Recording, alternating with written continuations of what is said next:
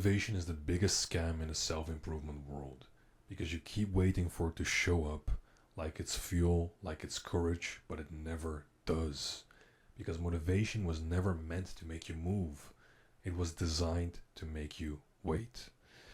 And while you wait for the perfect mood, another man less talented, less ready, less inspired than you just wins because his system punishes inaction, whereas yours doesn't. Most people think they need motivation, but what they really need is pressure in terms of stakes, accountability, or consequence. Because when there's a cost to doing nothing, you finally stop negotiating with your potential. Today I'll show you why every man who ever changed his life did so under consequence and not motivation. For this training I broke it down into 10 points.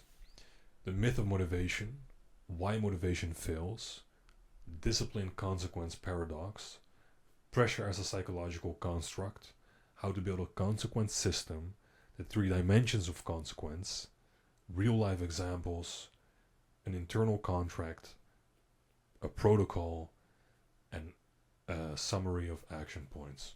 So without further ado, let's get right into the training. Everyone has been sold the same lie. If you just stay motivated, you'll win. It's repeated by influencers, fitness coaches, entrepreneurs because it sells. It's the same dopamine sugar high they all peddle to you. But motivation is unreliable fuel. It burns fast, leaves residue, and can't sustain long-term growth and output. The brain treats motivation as a chemical weather system. Can't predict it, you can't control it, and if you build your discipline around it, you collapse the moment the sky changes. Motivation is not mastery, it's mood management. And if your performance depends on mood, you're not disciplined, you're simply emotional. People don't fail because they lack motivation. They fail because they lack consequence. Consequence is an architecture, and it holds behavior in place when emotion evaporates. It's a framework you can actually count on. Now let's go deeper, because we can all reverse engineer this when you look at neuroscience. From a neurochemical standpoint, motivation is dopamine anticipation. You get a hit of dopamine not from completing a task, but from expecting to. And that's why people feel excited planning a project, but numb executing it. The brain fires when you think about reward, not when you earn it. And once dopamine spikes, your brain demands novelty to recreate that same hit. So you binge these motivational videos and you feel good watching them. You scroll inspiring quotes, you follow these grind pages, and your brain simply rewards you for doing nothing. All these self-improvement videos you're watching, they lull you into the sense that you're improving because you're learning, but you're not applying it. And that's how that dopamine debt cycle begins. Anticipation without action, validation without progress, is the most common addiction in the modern era. Mental stimulation without physical execution. Consequence interrupts this loop. It reintroduces pain as a stabilizing agent. Pain creates cortisol and norepinephrine. These neurochemicals sharpen focus and increase follow-through. In simple terms, dopamine starts movement and consequence sustains it. You don't need motivation. You don't need a motivational speech. You need a nervous system that associates inaction with pain. Discipline isn't the absence of emotion, though. It's the presence of consequence. Most men misunderstand discipline as some divine genetic gift. You know, Jocko Willink has a quote where he says, "People think I just rise and shine, just like my father taught me."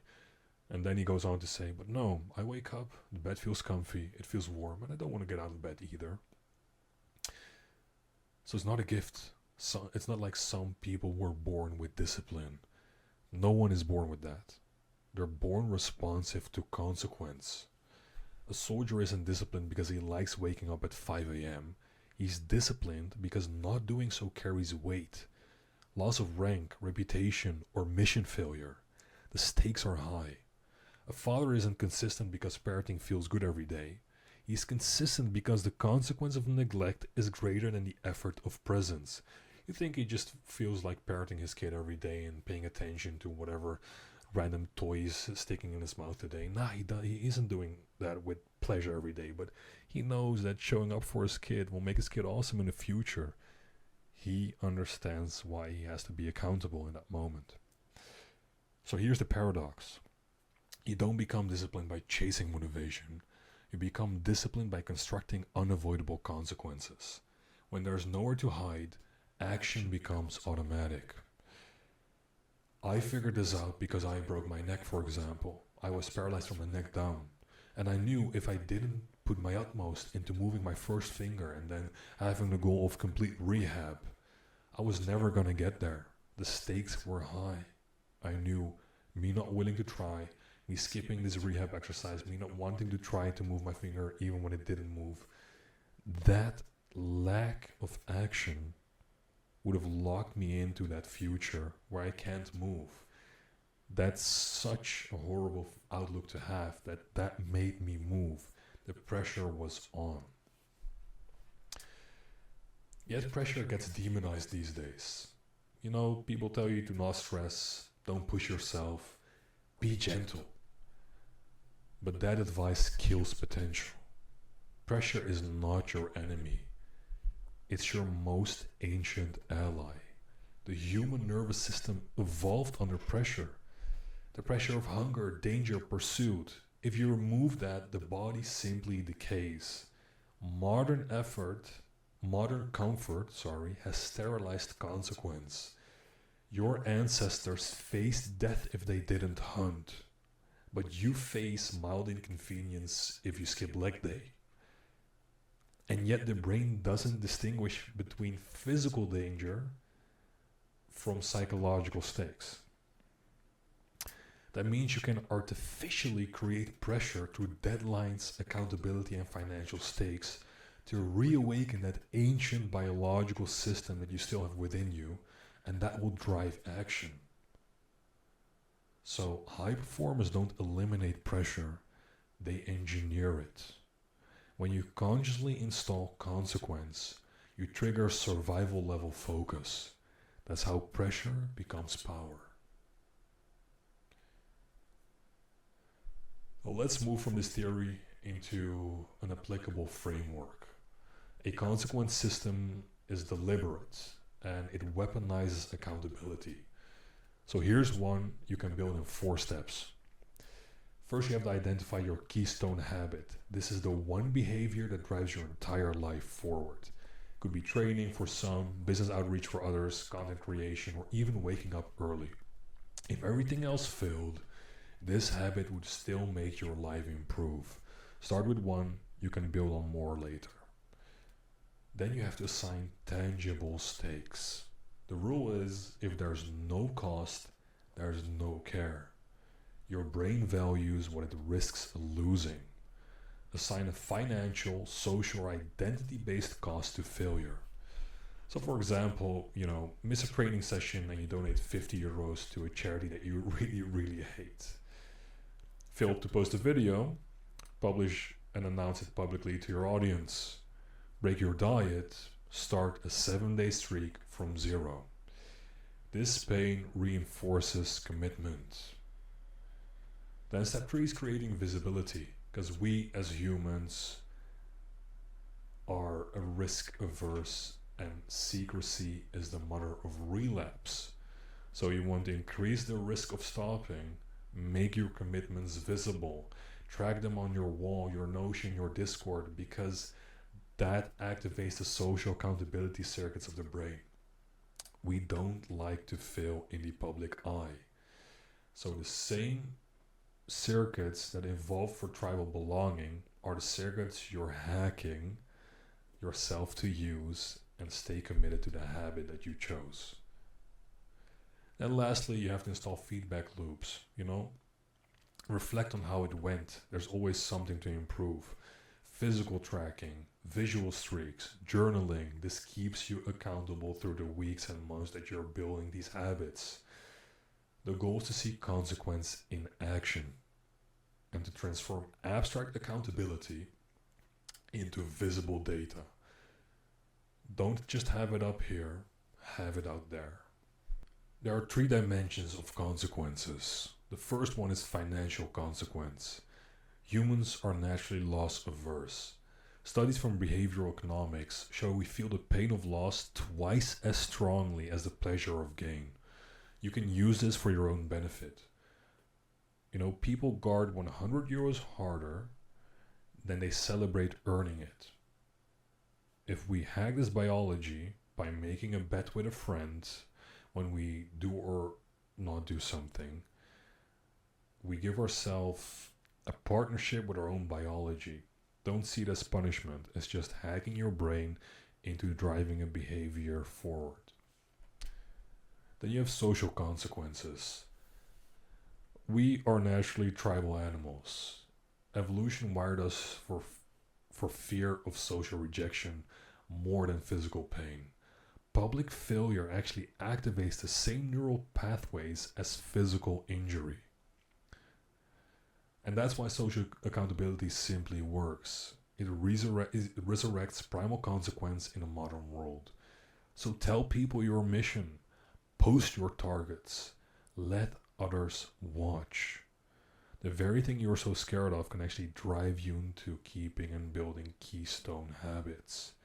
It's not vanity, it's evolutionary leverage. You're reactivating the fear of social exclusion to fuel your commitment. And then, of course, the internal consequences. The most potent consequence is invisible. It's self-trust erosion. Every time you break your word, you file evidence that you can't trust yourself. And eventually you won't believe yourself any longer. And when that happens, no amount of motivation will save you. But conversely, every time you follow through, you make a deposit in that self-trust ledger. After enough deposits, belief compounds into identity.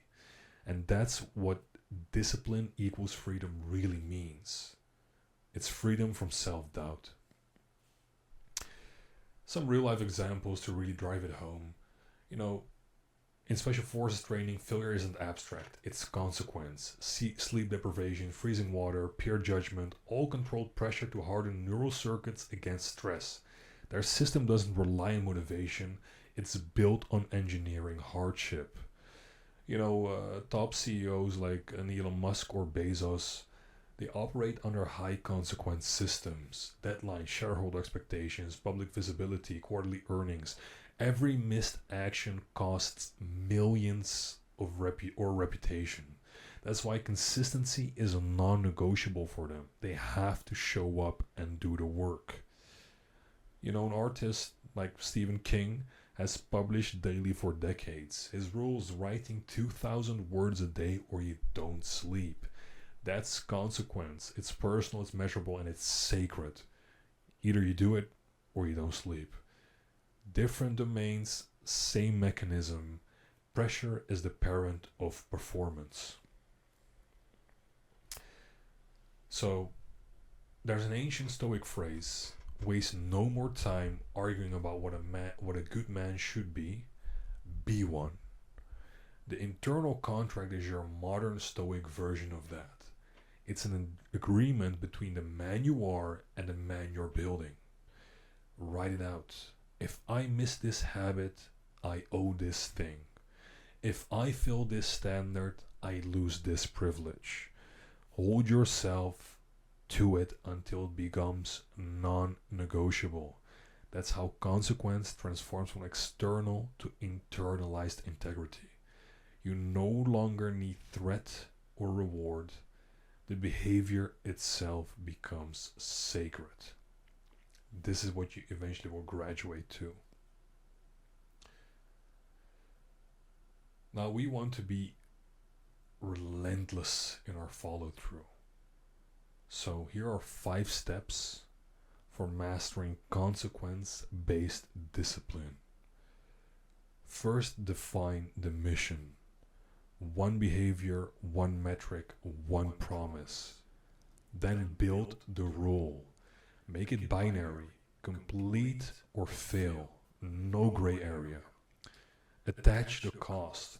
Choose pain that matters. Money, pride, progress, it's up to you.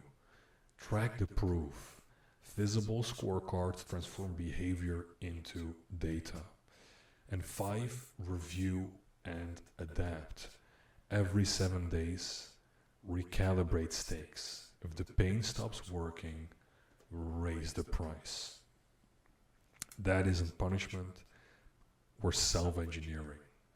You're designing gravity, a system where failure feels unnatural. You can really get to that place. Trust me, no matter where you're starting from, these are the steps. So let's summarize the protocol. For the next 7 days, I want you to pick one goal you've been postponing. Define the cost of failure, whether monetary, social, or internal. Make it visible. Tell a friend, post in the comments.